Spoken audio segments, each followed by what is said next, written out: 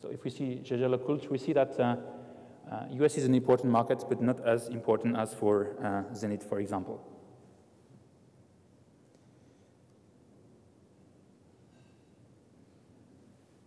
So once you've done that, what is interesting to know is this graph is an example. If you want to have an idea of your online brand awareness, knowing that more than 50% of the people are going through Google to search for a product, being a brand name or being a model or being a product of a bank, for example, it's interesting to know what is your share of voice if you take the traffic coming from search engine on your website and you compare to the total volume of search on the internet, you'll be able to know your, your brand awareness and how many people are coming to the website. In that case, this slide is the volume of search compared to the total internet population. It gives you a bit of an idea where you're strong. In this case, fake figures, okay? It's not figures about Gégère Lecoultre. It's an example. We see that the share or the online brand awareness is quite big in Italy and is a bit lower in other markets. So you can actually see where you have to invest to get more awareness about your brand in the market. Once you've done that, it's about time to build your brand online. So there comes a moment where you have to think, okay, your people are, your potential buyers or customers are somewhere on the internet. And nowadays there are tools which allow us to know. In this case, this slide is about people which were on Gégère Lecoultre website within last month. How many % of these people were on a different other websites? So we took here business website, news website, and lifestyle websites on a worldwide basis. And what we see here is the share, let's say the reach of a website compared to an audience. So for example, if we take BBC, 14% of the visitors of Gégère Lecoultre last month are also on the BBC website. Interesting figures. The thing is, for example, BBC, it's a huge traffic, so you might have a lot of loss because you're investing a lot of money and your audience is quite small compared to that total audience. So if you want to do the e-advertising, that's a good way to understand where your audience is surfing around. The next one is a bit more interesting.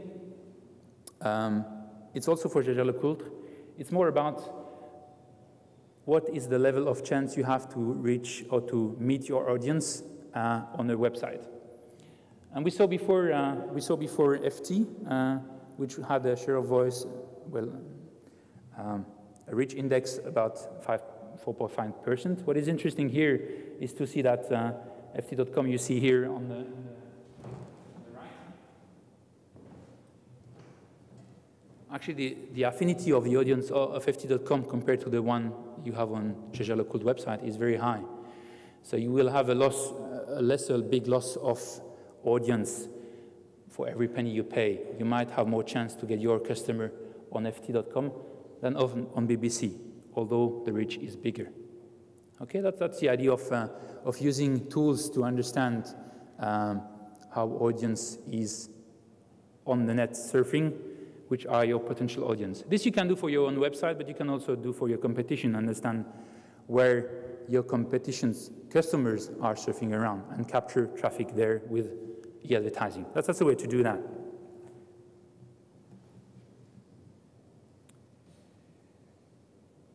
Okay, now we're speaking about, okay, more or less luxury, but if we speak again of very high-end luxury people, which are basically high net worth individuals, the question is which of the advertisement they consider the most to make a choice buying a product. It's again this study made with millionaires in the US. And we see that criteria of choice or what they used as a media to decide on a buy, on the latest buy, is online bigger than magazines. Okay, so that means that online is more efficient to capture audience and to provoke a buy than a magazine. Sorry for the guys from the magazines. Okay, I don't want to go too much deep into e-advertising and the way you measure that, because Susan is going to do that, I'm sure, very well. So I'll leave that up to her. Basically, different objectives, different strategies.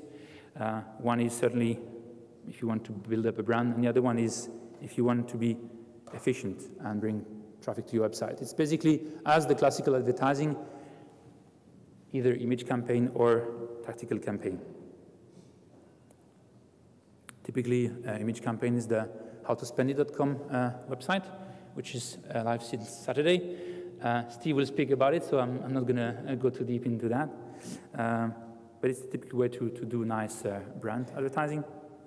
Another one is certainly also building up a brand, but also efficiency is another website which is called Wired. It's about a cost of bringing a visit to your website.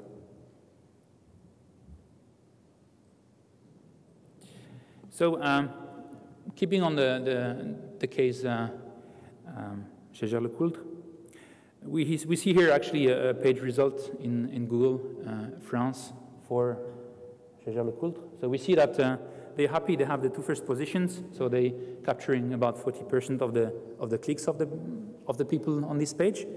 Good thing. We still see that we have a bit of competition or people buying the name here. So one important thing when you're a luxury brand is you protect your brand and be sure that only the one people allowed to buy the names in the markets where you can protect that. You do also protect that. If we see now, I'm using here an US IP address, okay, and the world is a bit looking other. Basically, we have a much more fierce competition. We have now someone paying on the top, and we have a lot of people on the right. Plus, we have on the bottom